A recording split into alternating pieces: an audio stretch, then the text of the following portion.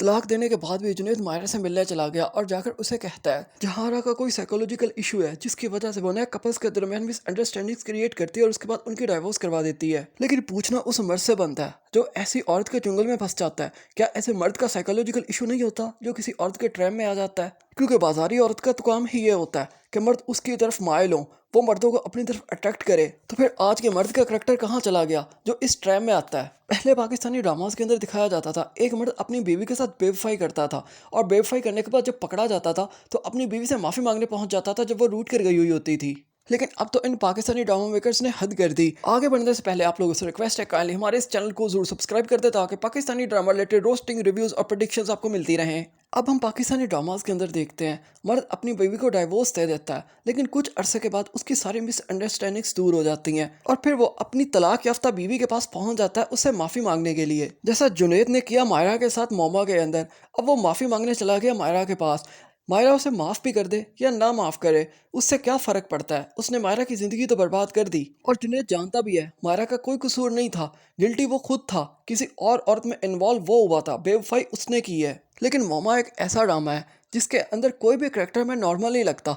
जहाँ आरा का शौहर है वो जहाँ आरा को थ्रेट कर रहा है, अगर मैं इस मुकदमे में बरी ना हुआ और मुझे सजा हो गई तो मैं तुम्हारे सारे ख़ानदान को बर्बाद कर दूंगा।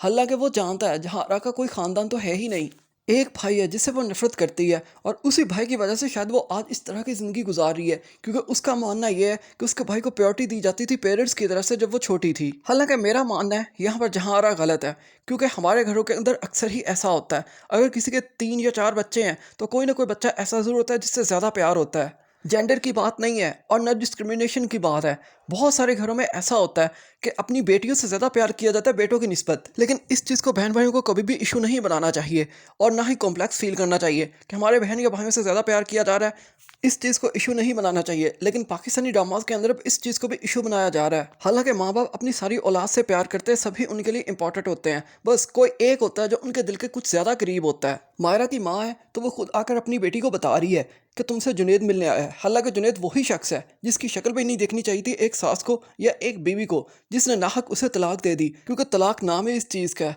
जब दे दी तो उसके बाद सब कुछ खत्म हो गया, कुछ भी नहीं रहा। तो फिर जुनैद को क्यों मिलने दिया गया मायरा के साथ? ये सिर्फ मोमा की कहानी नहीं है, अक्सर पाकिस्तानी ड्रामाज में ऐसा ही होता है, शौहर अपनी बीवी को पहले डाइवोर्स देता है और बाद में उससे मिलने जाता है। फिर इस ड्रामा के अंदर एक और नौसरबाज का करैक्टर है जिसे जहांरा ने हायर किया हुआ है। अब उसकी शादी करवा दी है उसकी मनपसंद जगह के ऊपर।